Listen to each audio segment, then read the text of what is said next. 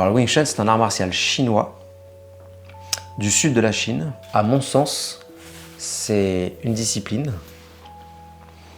efficiente. Vraiment, c'est le mot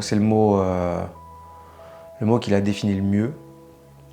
Parce que donc l'efficience, c'est l'efficacité avec le moindre effort, la moindre dépense d'énergie.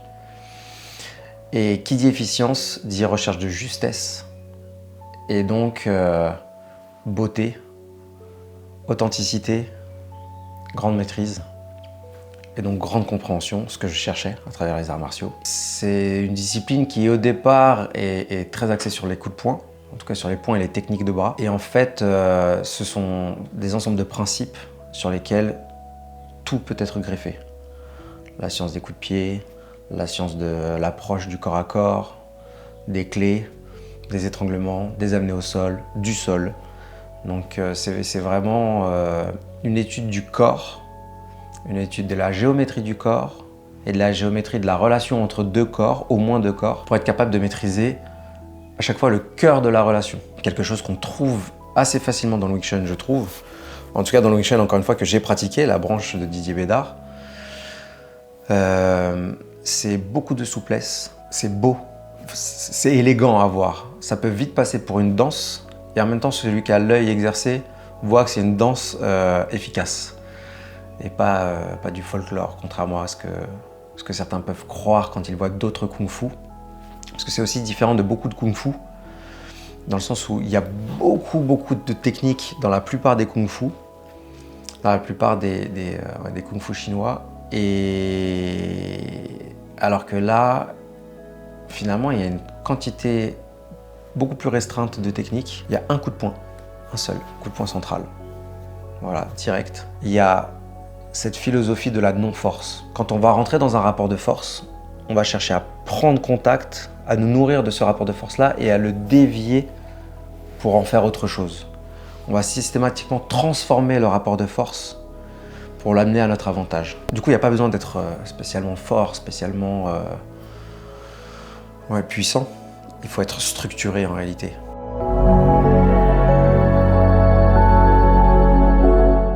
Alors, les principes fondamentaux, c'est le principe fondamental, c'est la maîtrise de la ligne directe, donc de la ligne centrale, entre deux personnes, au moins deux personnes.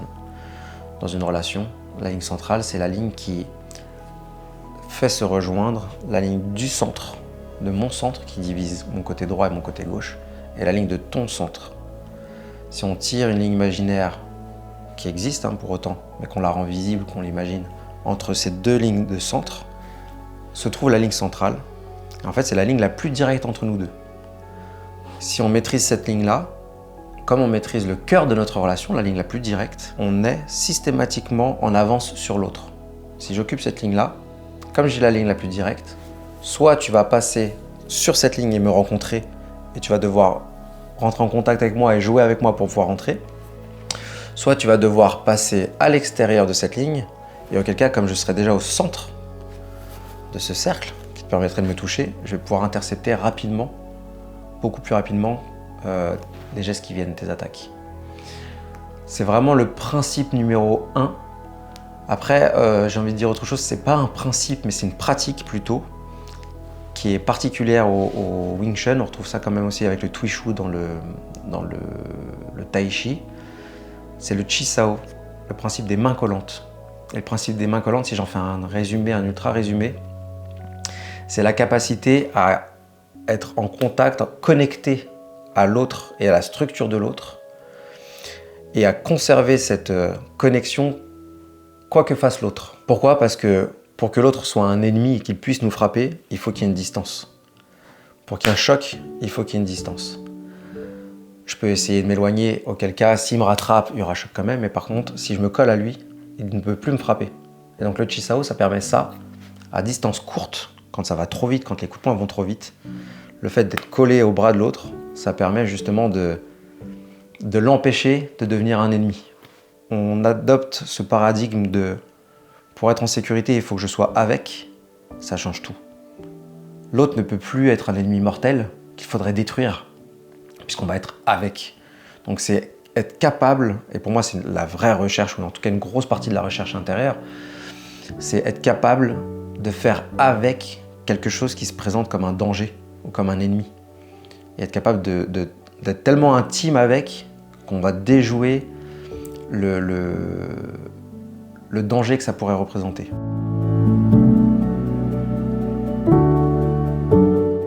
Le principe des techniques, donc il a un coup de poing. En réalité, on n'est pas limité à ça, hein. Mais traditionnellement, il y a un coup de poing, parce que c'est le coup de poing le plus direct. Et une multitude de techniques de déviation qui permettent de rentrer en contact avec la force de l'autre et de la dévier dans une direction. Si une ligne droite, un direct vient ici, par exemple, je peux rentrer en contact et la dévier, ce qui fait que ça va la faire partir ici. Si la ligne droite vient, donc ça c'était Bon Sao, le bras ailé. Si le même direct vient, que je rentre en contact et que je fais ce geste-là, ça va dévier par ici.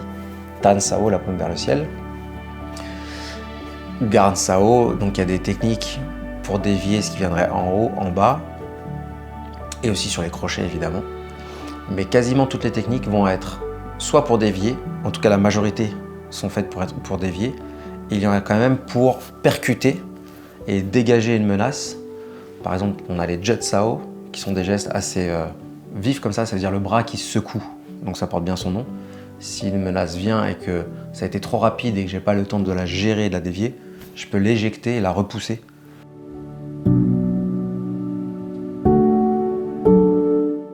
Alors, c'est une question qu'on m'a souvent posée et à laquelle je ne m'attendais pas. Parce que moi, je ne me la suis jamais posée.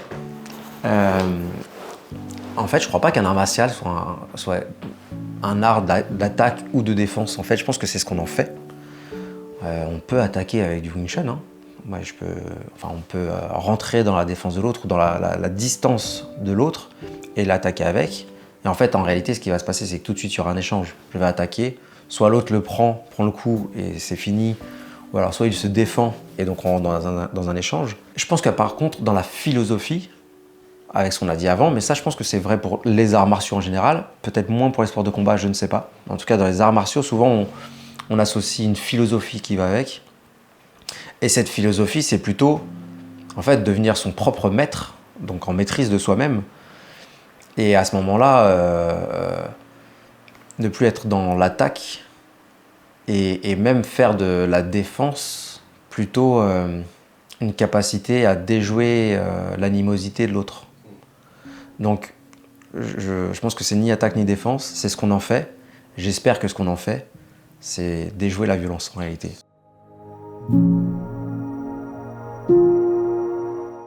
Je ne sais pas si le Wing Chun en tant que tel a des bienfaits. La pratique physique a des bienfaits. Dès qu'on va bouger notre corps, on met une machine en route, on met une circulation énergétique. L'énergie, c'est pas un truc mystique, c'est le sang est une énergie, l'électricité dans le système nerveux est une énergie, les hormones dans le système endocrinien, la lymphe dans le système lymphatique, etc. Et le fait de bouger, il y a un système de pompe qui fait que tout circule. Et ça, c'est déjà bon pour la santé.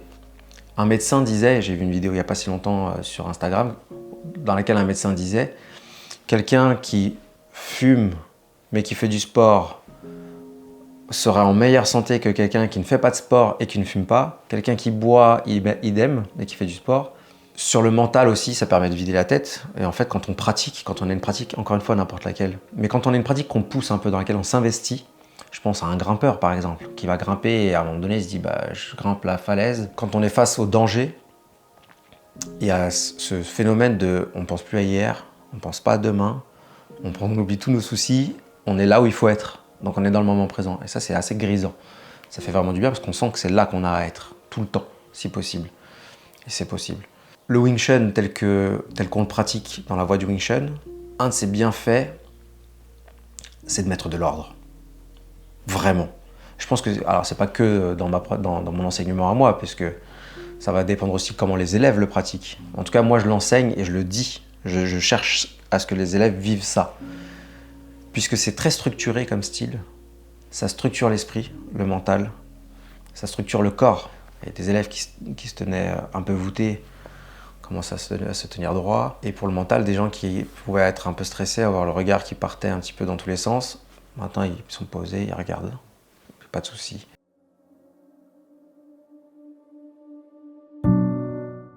quelque chose de très très chouette avec le Wing Chun. Et encore une fois, c'est comme on le pratique. Parce que si tu vas avec une école où tu n'as que des guerriers qui sont en mode guerrier et qui se préparent à la guerre et qui... Pourquoi pas, hein, chacun fait comme il le sent. Chacun a à vivre ce qu'il a à vivre. N'empêche que je suis une femme de 75 ans, je ne vais peut-être pas y aller.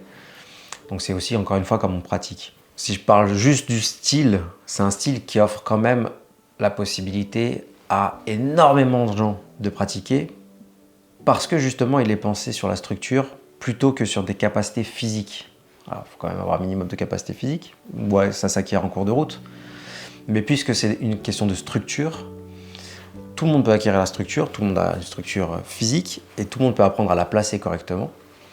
Et pour l'exemple, moi je me suis vu pratiquer avec un ami qui fait 1m80, plus d'1m80, 1m85 pour 103 kg à l'époque et qui envoyait des crochets et moi je plaçais une technique et à un moment donné je lui dis mais vas-y vraiment parce que je voudrais éprouver la technique.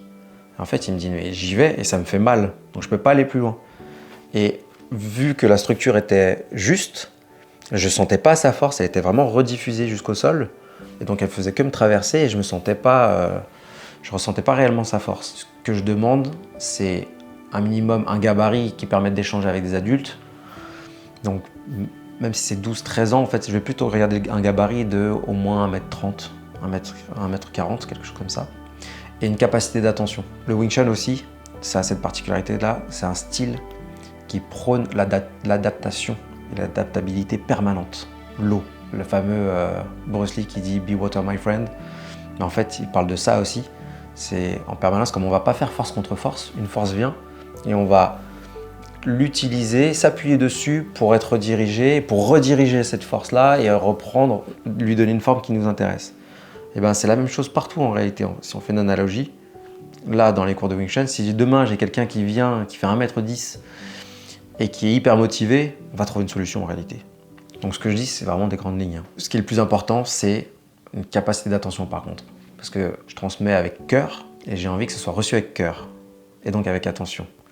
Donc que les gens qui viennent et qui s'inscrivent, une fois qu'ils ont essayé et qu'ils se disent « Ok, c'est pour moi, j'y vais », ça demande quand même un minimum de... Même pas un minimum en fait, ça demande un investissement personnel. S'il y a ça en réalité, le reste, on trouvera des solutions.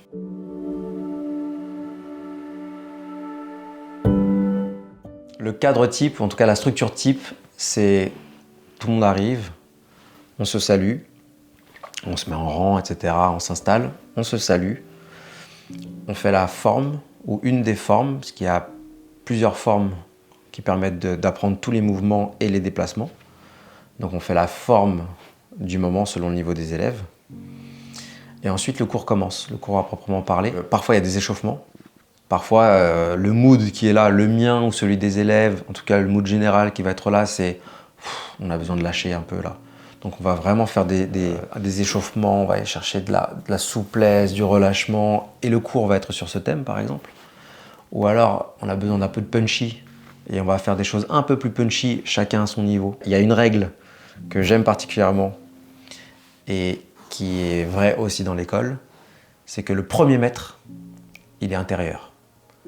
Donc quand les élèves viennent, moi, je ne suis pas leur maître. C'est l'école, la voie du Wing Chun. On est tous sur cette voie-là. Je ne serai pas le maître en haut de la montagne qui dit « ça y est, j'ai trouvé, venez, suivez-moi, passe par là, passe par là ». Non. L'idée, c'est qu'on chemine tous ensemble. Moi, j'ai pratiqué plus que les élèves, logiquement, dans cette discipline-là, en tout cas. Mais en fait, ils me font avancer, je les fais avancer. Et le but, un des buts, ou le but, c'est que chacun se connecte au maître intérieur, la vie en réalité qu'on a en soi et qui nous guide. La biologie, je dirais. Manger quand on a faim, dormir quand on est fatigué, se réveiller quand on est plus fatigué, faire du sport quand le corps le réclame. En fait, c'est aussi beaucoup cette reconnexion-là qu'on cherche. Et même dans un échauffement, si quelqu'un sent qu'un geste n'est pas juste pour lui, il ne le fait pas en fait. Ouais. S'il peut le faire, il le fait. S'il sent que ça l'embête de le faire, ben non, j'ai envie qu'il se confronte et qu'il aille voir. Par contre, s'il sent, et on sait faire la différence, qu'on apprend à le faire, ça va me faire du mal? Non. Il y a 3 règles aussi. Je ne me fais pas de mal, je ne fais pas de mal aux autres et je ne laisse pas l'autre me faire de mal. Ce sont ces 3 règles-là. Avec ça, en fait, je pense qu'on a quasiment tout dit.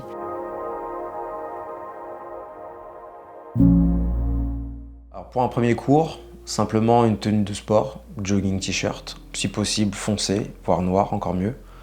Sinon, c'est pas grave, hein. L'important c'est que les gens puissent venir et tester, hein. Des baskets propres, ça c'est important pour la salle.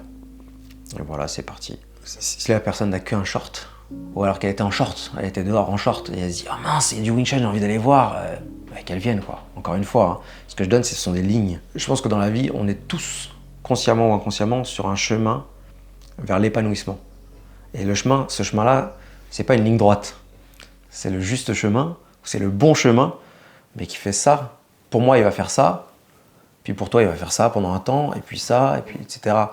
Donc ce qui compte, en fait, moi je donne la ligne directrice, et après, en fait, il n'y a de problème que là où on en met aussi, hein.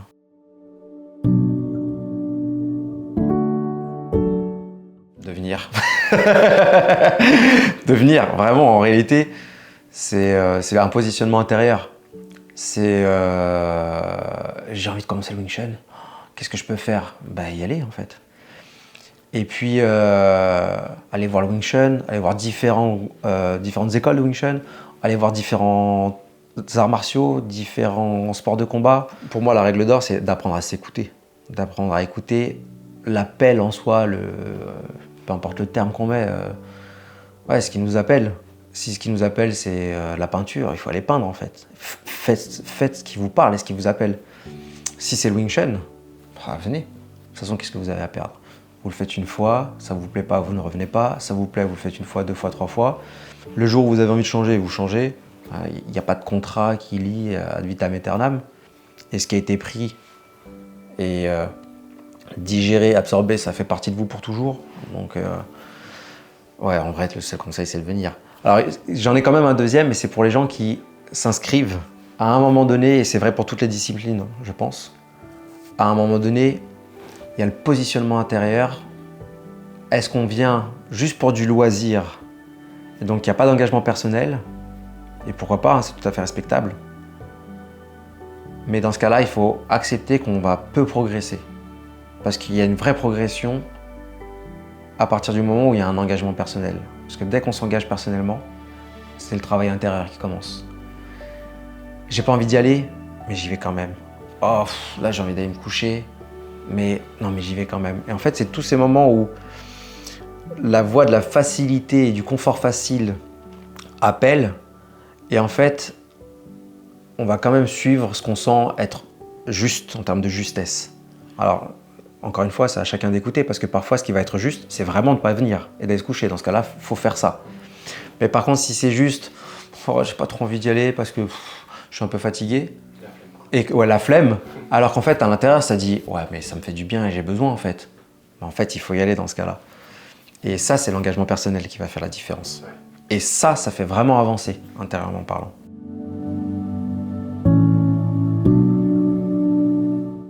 Je vais faire un truc général, mais qui parle aussi en fait de la manière dont je vois les choses, et donc la manière dont j'enseigne, et donc le fil conducteur, un des fils conducteurs de cette école, c'est... en fait, on en a marre de la violence. Je pense qu'on en a tous marre de la violence. Et on en a marre de se faire violence. Et en fait, les choses peuvent être vraiment très simples.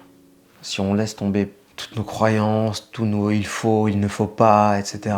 Et en fait, si on lâche un peu tous ces carcans, tous ces moules dans lesquels on s'est mis bon gré mal gré, il y a toujours cet enfant libre intérieurement, il est là. Je veux dire, je suis papa d'un enfant de 3 ans et demi, j'ai 1 mètre, c'est lui, hein. Alors c'est vrai pour l'enfant en général, un autre enfant, ça serait pareil pour moi, dans le sens où c'est une telle liberté d'être que si on sait les regarder, c'est ça la voie. Certes, ils ont moins conscience des dangers que nous, etc. Donc ils ont besoin de nous en tant que cadre protecteur et qui leur permet de s'épanouir dans ça. Mais pour s'épanouir, ils n'ont pas besoin de nous. Et s'il vous plaît, écoutez-vous. Que ce soit à travers le Wing Chun, à travers autre chose. Encore une fois, répondre à l'appel intérieur, parce qu'en réalité, il est toujours là. Je le dis encore autrement, parce que j'aime bien dire les choses de plein de manières différentes. Je suis comme ça, je suis plus sûr de me faire comprendre.